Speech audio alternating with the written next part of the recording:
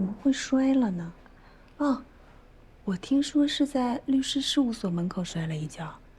你怎么会去找律师啊？出什么事儿了？是家里的事儿，我们那儿正拆迁，家里因为房屋和土地补偿的事儿打电话给我，我也不清楚什么原因，所以就找律师问问。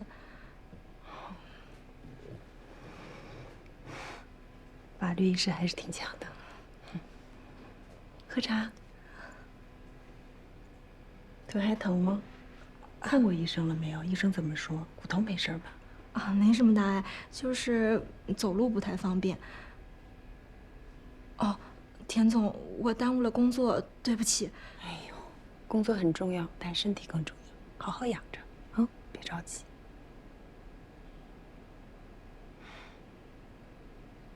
工作上还顺利吗？嗯，你跟杨总没什么事儿吧？没有。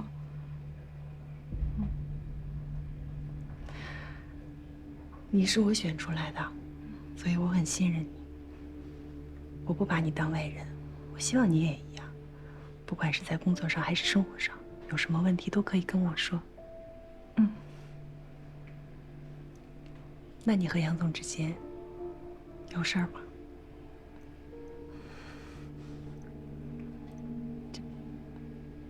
真没有。真的？嗯。这我就放心了。我还以为你是为了不和他一起出差，故意把自己的腿摔坏了。哪里？田总和杨总都这么培养我，我巴不得有这样的学习机会。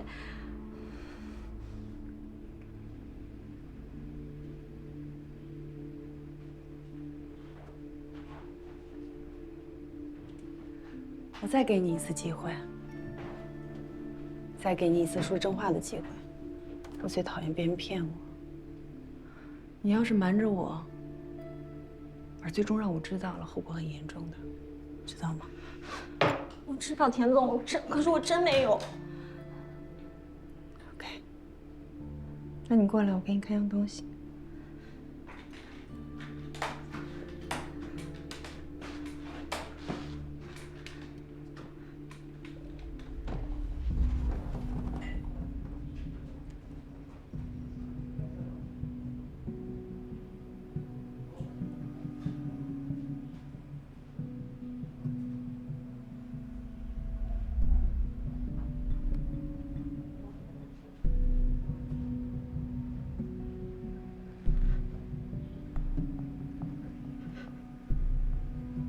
看得清楚吗？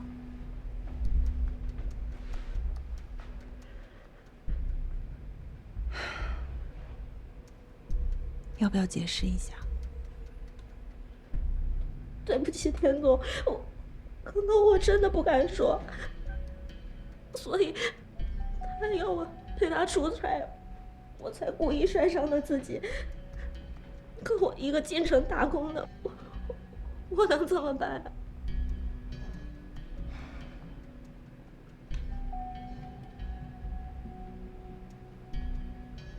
别把你说的这么委屈，这么可怜。嗯，你是我选进来的。你入职的时候，我告诉你什么，叮嘱过你什么，你还记得吗？您叮嘱我要照顾好老板。还有呢？还有。还有呢？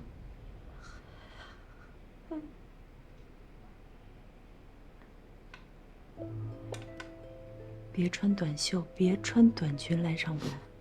我说过没有？你听了没有？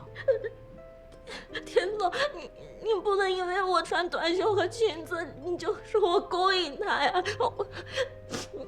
我实在没办法了，所以才去找了律师。所以你找律师的真正目的是什么？我也没干别的，我就是旁敲侧击的打听了一下，像这种职场性骚扰应该怎么办？职场性骚扰，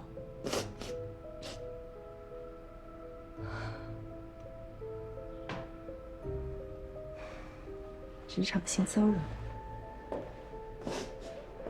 你是想告他？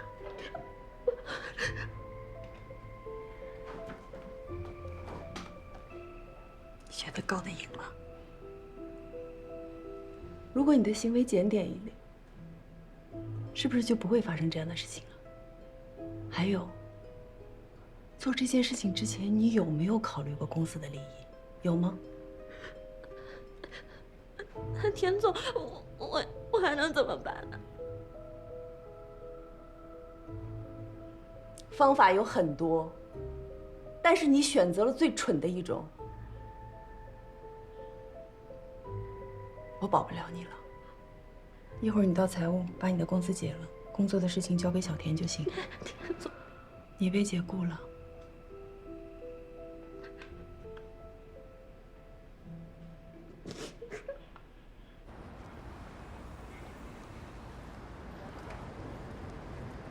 不好意思，二位，临时把你们请出来，董事们聚餐，讨论二位代理我们业务的问题，麻烦你们先在这等一下。你们做的 PPT 大家都看了，一目了然，把对方侵犯我们专利的地方说的比我们都明白，是吧？我相信董事们看了一定会很清楚，很快就会有结果。你们稍微等一下，喝点茶，来把茶水倒上，先坐会儿啊，我一会儿马上就回来。那就等呗。你说这是怎么回事啊？这一出道，咱们接的全是大案子，是不是预示着咱从出生就是当大律师的命啊？又吹，到现在一个案子都没接着，又开始吹，畅想未来，首先得敢想。真服了你，什么事儿都能往好处想。那坏的一面不是说你看看它就能变好的。得，坏的一面来了，看看谁？陈无良。给我打电话干嘛呀？喂，陈，哟，可以呀，自己称自己是陈无良了，看来还是有点自知之明的。说吧，找我有什么事儿？我告诉你啊，没事儿别骚扰我，姐当律师不是好欺负的。什么？有兴趣，有兴趣。哎，那不是在河北开庭吗？那食宿费怎么算啊？废什么话啊！当然你出了，你让我们瞻仰您的风采，你不出谁出？行，那5星级宾馆啊，高铁商务座，专车接送，每人每餐呢不低于200。对了，还有那个误工费，每人每天10个小时，每小时500块钱。行，痛快，要这么定了啊。他居然自称陈无良了，说明此人还不是一无是处。哎，对了，他说他那个魏先生那案子马上就要开庭了，邀请咱俩当旁听，看他怎么胖揍那个老韩，去不去？他用的是咱俩的代理思路吧？那肯定是咱俩的思路啊，他还能想出什么思路啊？哼，他除了一肚子爱水，能有什么呀？哎呦，去看吧，真的。我现在都快忍不住了，狗咬狗一嘴毛，更何况待遇也不错。你去吧，我不去了。我现在没有时间看别人打架，咱俩这还一摊子事儿。刘华，这我就给说说你了啊。这人生啊，不止眼前的苟且，还有诗和八卦。我告诉你，不八卦勿宁死。我看不上我会死的，你忍心让我死吗？不忍心。哎，来了，哎，看看你看看，你看我怎么说来着啊？公司全体一致通过，让你们来做我们这个案子，同时明年起聘请你们2位做我们公司的法律顾问。啊，太谢谢您了，董事长。哎呀，谢谢。不客气，不客气。这样，童先生，我们先回去汇报一下，然后之后就可以和贵公司签代理协议了。好，这事儿拜托你们了啊。好。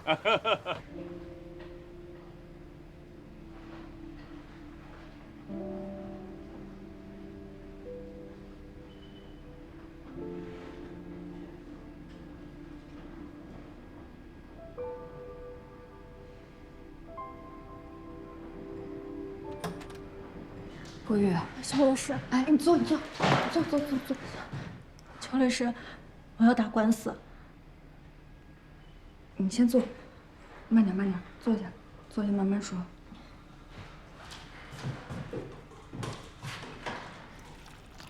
来，喝点水。怎么回事啊？怎么又想打官司了？我被他们解雇了。啊？杨伟达的太太，也就是我们公司的田总，他手里早就有证据了。他今天把证据拿给我看，硬说是我勾引的杨伟达，然后也不让我解释就把我给开除了。他手里有什么证据啊？一段监控视频。你是说杨太太手里有杨伟达骚扰你的视频？这视频在哪儿录的呀？就在杨伟达办公室里面，而且就算在那段视频里面，他也不是看不出来是杨伟达在骚扰我，我在那儿又推又躲的。可是他硬说是我不好，是我不该穿短袖，不该穿裙子去勾引杨伟达，然后他就把我解雇了。那这段视频是什么时候拍的？你知道吗？从视频的发生时间来看，起码是3个月前了。郭玉，你先在这坐一会儿，我跟罗律去沟通一下，一会儿来找你啊。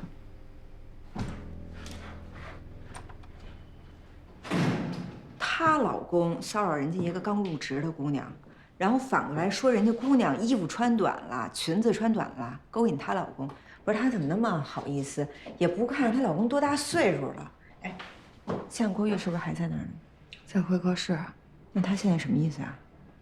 他还是要打官司啊，执意要打性骚扰。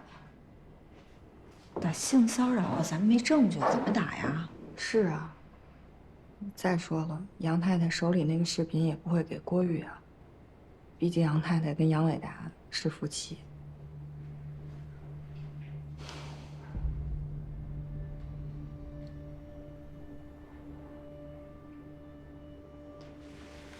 你刚才说，他们把郭玉开除了。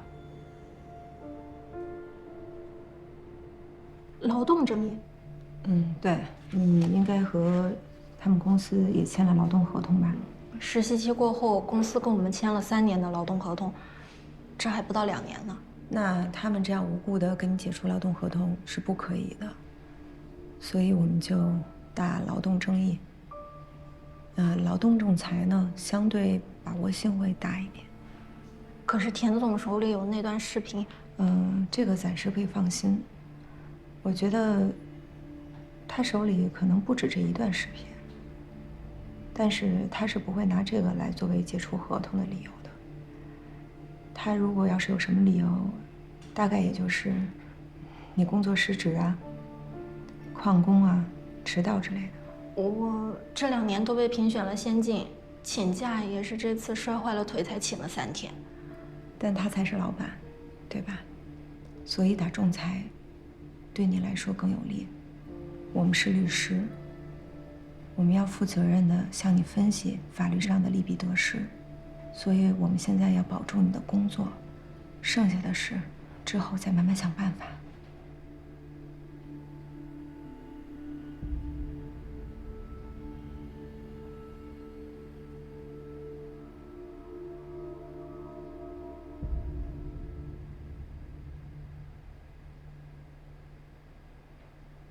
郭玉，你现在没有收入，如果找不到新工作的话，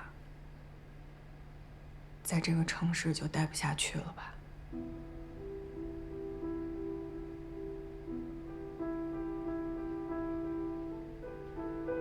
那行，那就打劳动争议。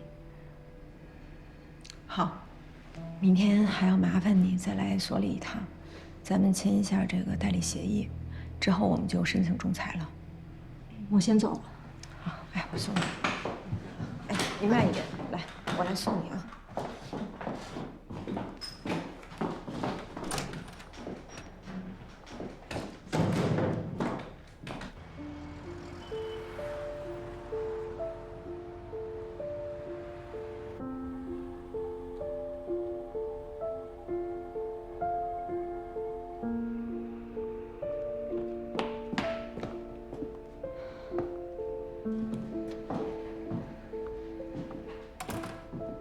这也算解决了，咱们也是维护了他能维护得到的权利。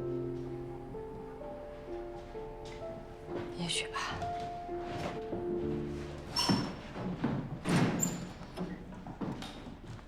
为什么啊，罗律师、邱律师？什么为什么？为什么我受了侮辱，我还不能说？为什么事情明明发生过，我却要当做什么都没有发生？为什么我受到的是性骚扰和猥亵，然后被解雇了，我却偏偏要打劳动争议？这是为什么呀？因为我们没有证据。我就是证据啊！我不是站在你们面前吗？郭宇，打官司是打证据，我们不能站在法官面前说。你们听我说完。你们想过我这一年是怎么过的吗？因为他，我这一年瘦了10多斤。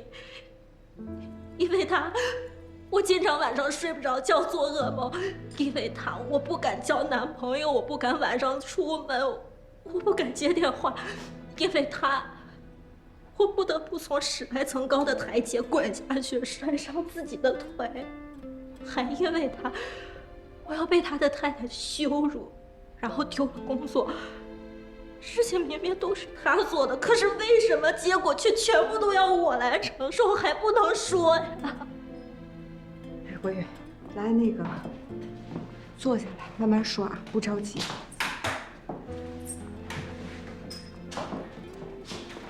咱们慢慢商量啊，慢慢说。罗律师，我宁可输，我也想打性骚扰，哪怕我最后败了，我也要让所有的人都知道他杨伟达是什么样的嘴脸，人面兽心。我要让后面所有的女孩都防备着他。大不了打完官司我回老家，京北待不了，那我就不待了。给你倒杯水啊。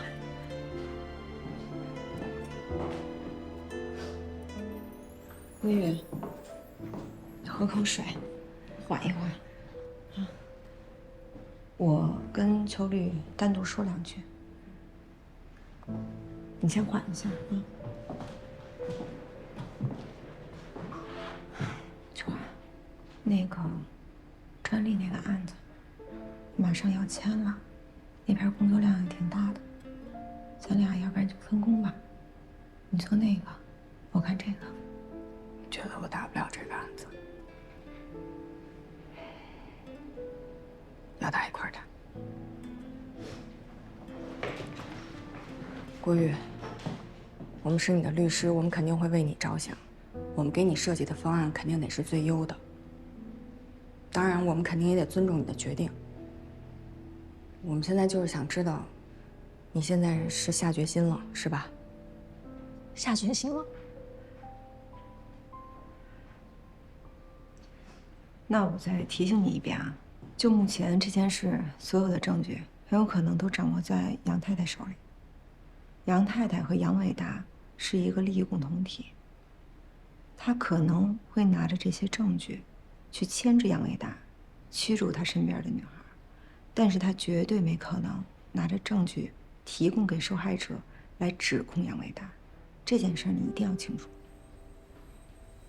所以我们面对的极大可能是一场必输的官司。如果是这样的话，你还坚决要打，对吗？那也要打，不然我瞧不起我自己。好，这样你先再回去认真的考虑1个晚上。如果到了明天你还是如此坚决的话，那就过来签协议。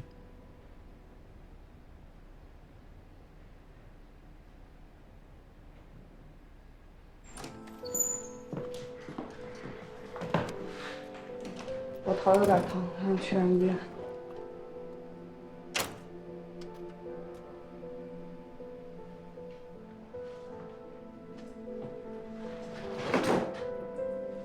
你是不是为了喊骚扰我？为什么隐忍？为什么不说？为什么迟迟不肯离开他？你知道不知道这些事情，很多人都知道。你知道那些人都怎么说的吗？我当然知道。那你为什么呀？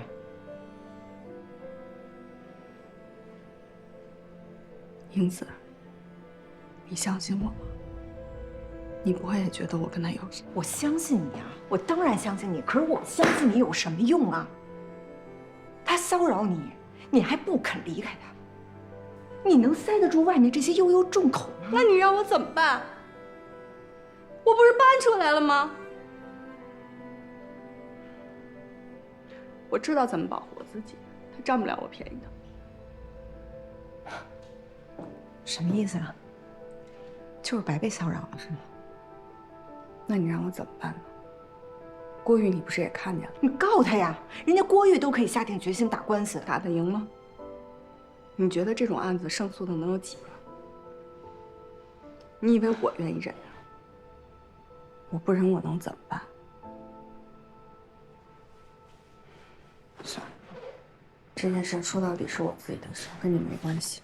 怎么就跟我没关系呢？难道我不是你的朋友，不是你搭档吗？我能两眼装瞎，当什么事儿都没发生过啊？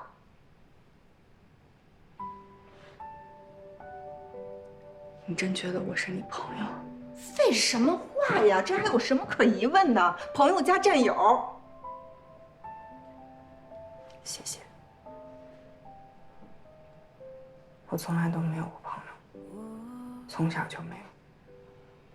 不管遇到什么事儿，我都是自己一个人解决。这是头一次觉得我有了一个朋友。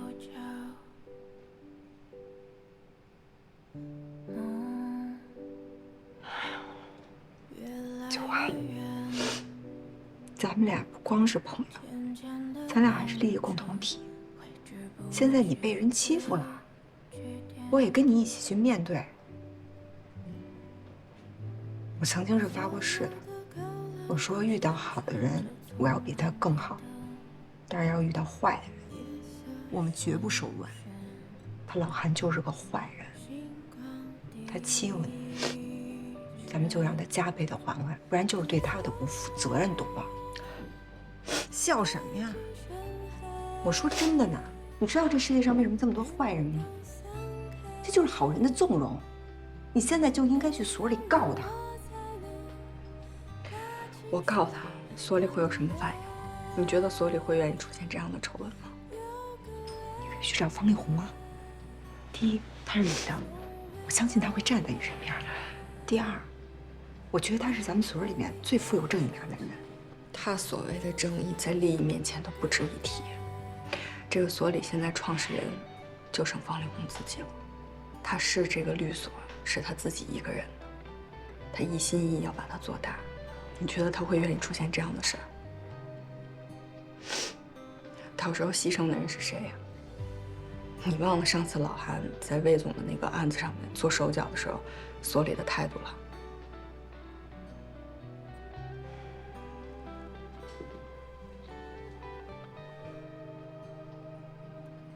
那大不了就不干了呗，咱俩就出去单干。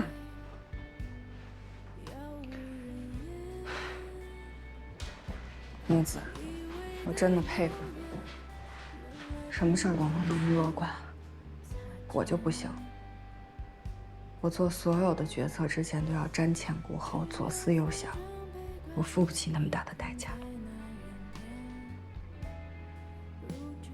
那你就是还是想把这件事咽下去呗？那照你说，我该怎么办呢？举报他，拼上自己身败名裂，让他关上几天，当众向我道歉，然后正义就实现了。那接下来我是什么下场？你想过吗？一个举报自己师傅的人，以后谁还敢用我呀？我们俩谁付出的代价更大呢？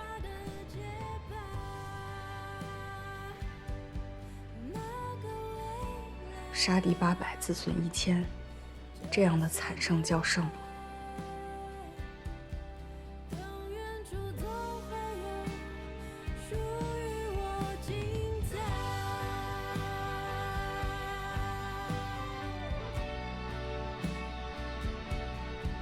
侮辱我的、伤害我的，我都要让他付出实际的代价。不说了，咱俩谁都别说。但是秋华，你要记住了，我是你的朋友，你不是自己一个人。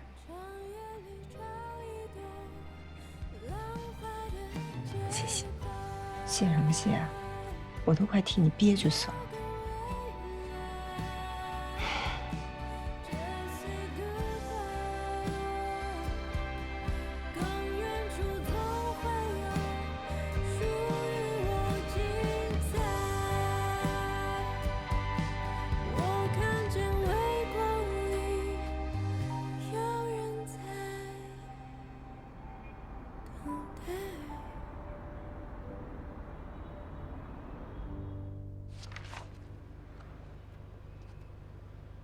逻辑还可以，就是太冗长了。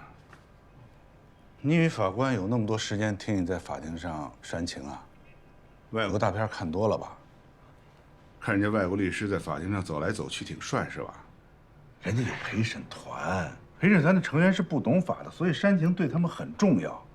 咱们面对的是法官，你一煽情，法官一眼就看出你有表演成分，没准对你还印象不好了呢。有道理，把这些没用的东西都删掉。好，就留事实、证据以及辩护要点。啊，行。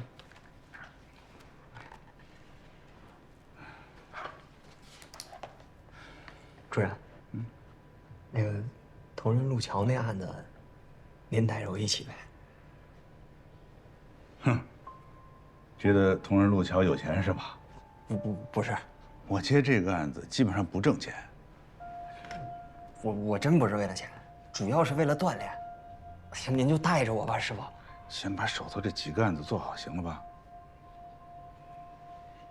好。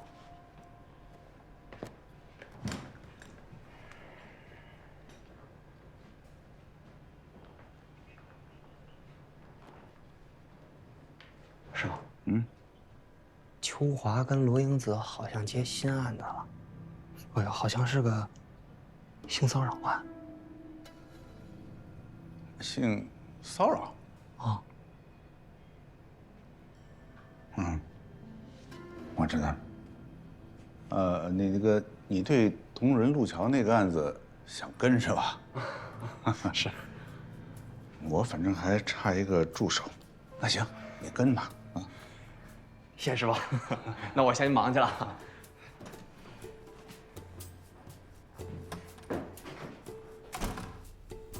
以后你的前程包在我身上。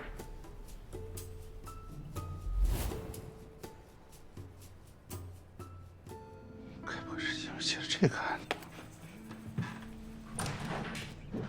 哎，小涛。小涛啊，现在刚转职业的律师接案子，你们还审查吗？当然要审了呀，要不然上回小罗他们要接同仁路桥的案子，为什么没接成？可是他们现在又接了一个什么性骚扰的案子，你们审查了吗？过来跟我打个招呼。这个案子呀，不存在什么利益冲突，但是我个人的意见，还是别接。那你得坚持啊！那现在的年轻人一转职业就不是他们了。我现在手头案子一大堆，一天恨不得掰成2天用。可是他们呢，一转职业我派的活就不干了，出去接这种案子，接一个1万块打不赢的案子，图什么？沽名钓誉呗！啊，他们倒是有了名誉了，可当事人毁了名誉，又输了官司，律师不是这么当的呀。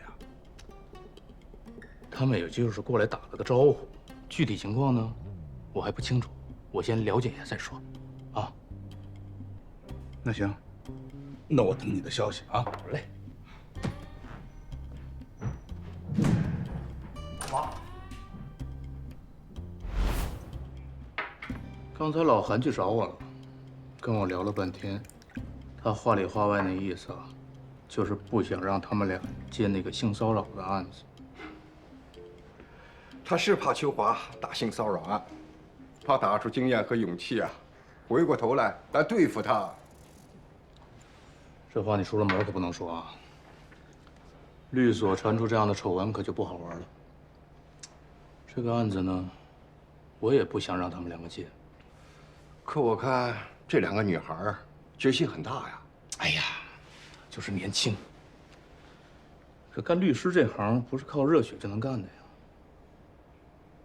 我得找机会跟他们聊聊。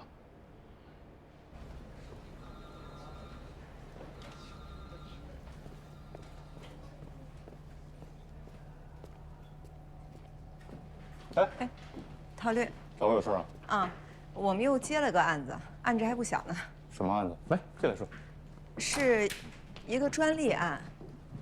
重要的是，这个委托人说，只要打赢这场官司，就会把公司法务交给我们做，每年也有60万的稳定收入。标的有多大？诉请的标的是过千万了，但我们俩收的不高。我们商量过了，也都是刚出道，不想一口气吃成个胖子，还是稳扎稳打点好。你们能这么想是对的。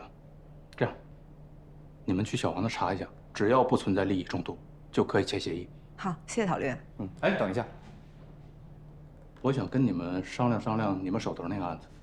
哪个呀？性骚扰案。坐下说。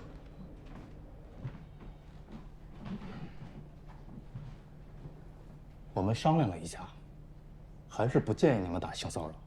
为什么？你们谁听说过打性骚扰打赢过的呢？我知道你们是为了正义，年轻人有正义感是好事，但也要实事求是吧？你们打得赢吗？我们和当事人已经做好输的准备了。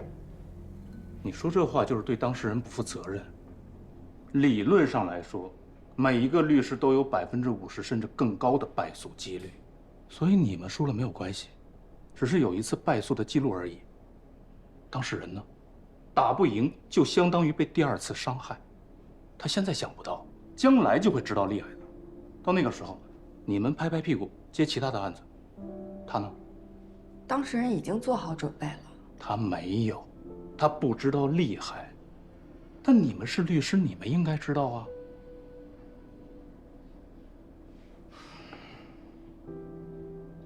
他来签协议的时候，我跟他说：“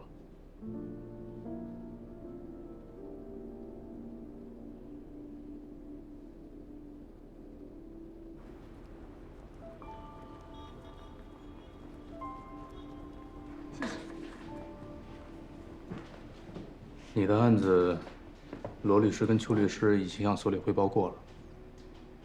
所里经过慎重的研究，还是建议你们打劳动仲裁，而不是性骚扰。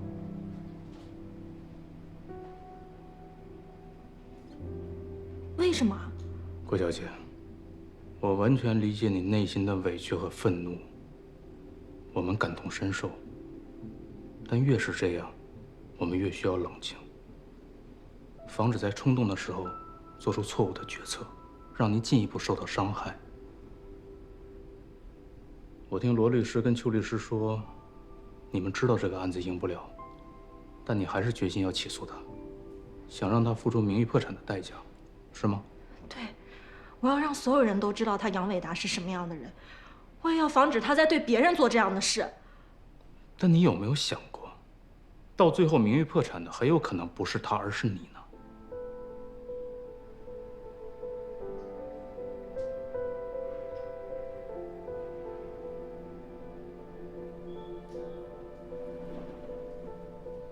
你想一想，你是伟达基金资助上的大学，大学毕业以后又到了伟达集团工作，你现在告他性骚扰，但你又拿不出任何证据，到了法庭上，对方会怎么说？会不会说你忘恩负义，反咬你一口？好吧，你可以说你拼尽自己的名誉也要拉他下来，可你不可能把他拉下来的，因为你没有任何证据。反过来，杨伟达是社会名人，他会只防守不反攻，一直被动挨打吗？我敢肯定，一旦你的诉讼结果不利，你马上就会收到传票，杨伟达一定会诉你侵犯名誉权。他就是为了自己的地位、家庭、基金集团，他也会这么做。他可是有证据的，而且他的证据是公开的，因为你毫无根据的指控他性骚扰，造成了社会评价的降低。到时候你一定会败诉的，他不仅让你名誉破产，还会让你付出经济上的代价，甚至刑事处罚。你承受得起吗？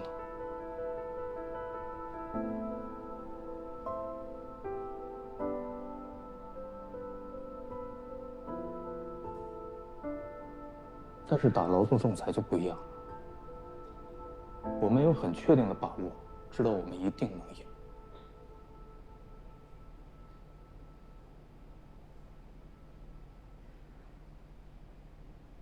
可我不想在他身边工作嘞。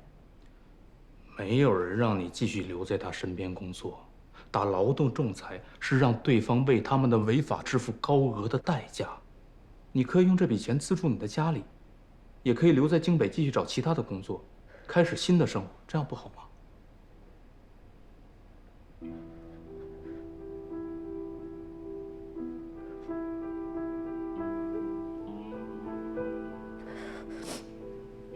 郭玉，如果你坚持，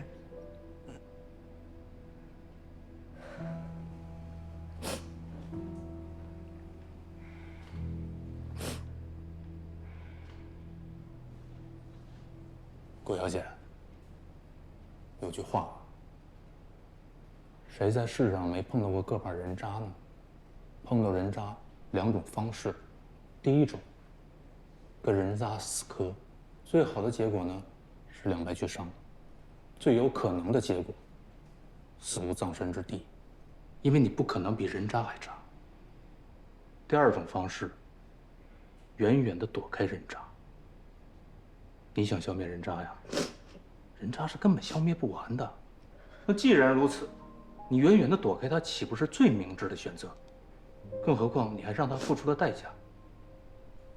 当然，选择权在您，您再慎重地考虑一下。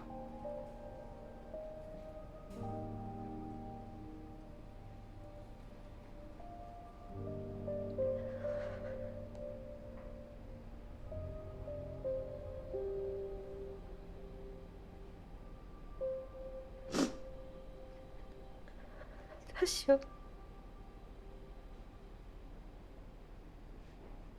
那就打劳动制。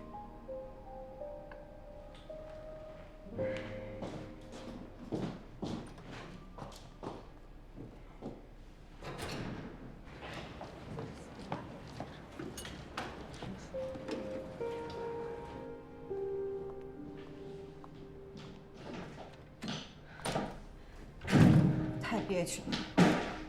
太憋屈了。你现在知道我的无奈了吧？英子，我不怕你笑话我。那3个案子我一定要过来，一定要打。你不打我打。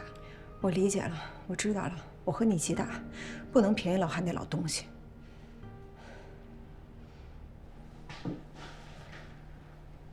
既然打劳动仲裁，那咱们就得想一想，怎么能让对方付出更大的代价。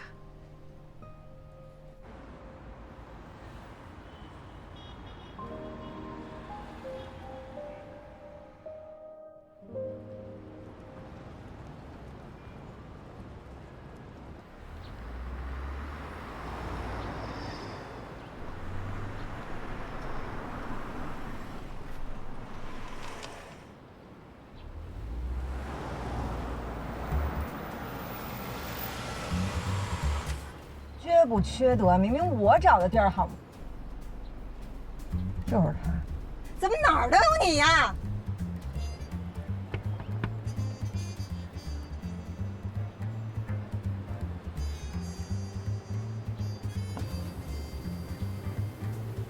挪开，绝不，不挪是吧？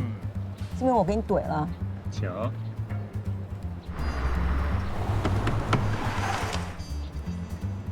行了，我到了。哎呦，我真是，这大姐真的是，哎呀。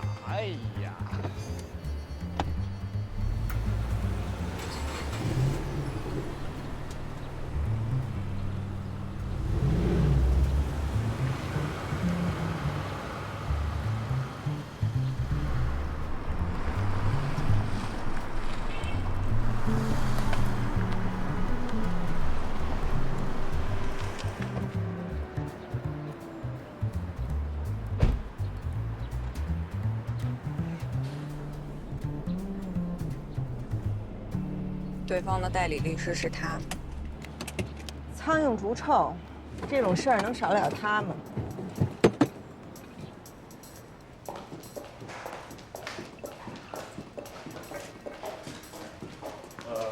陈律师好。你好，是不是有2位律师约着要见杨总？是的。想办法拖住他们，10分钟就好啊。好。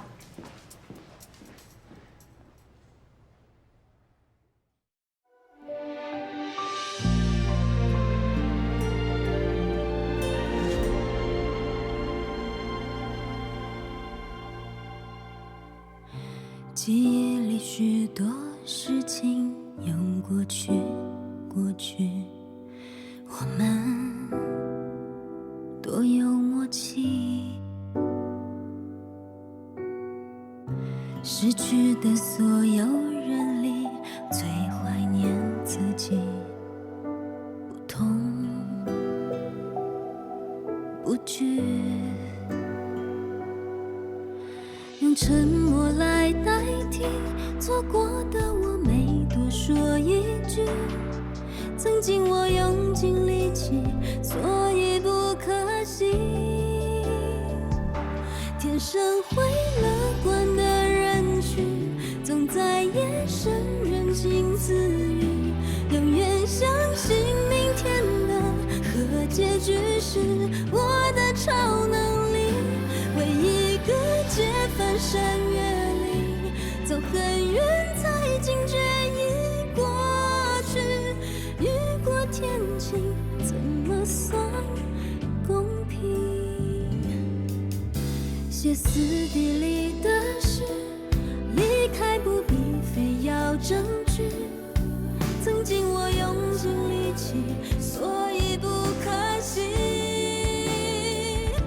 错过你也成为风景，没做好有什么要紧？若世界显得拥挤，踉跄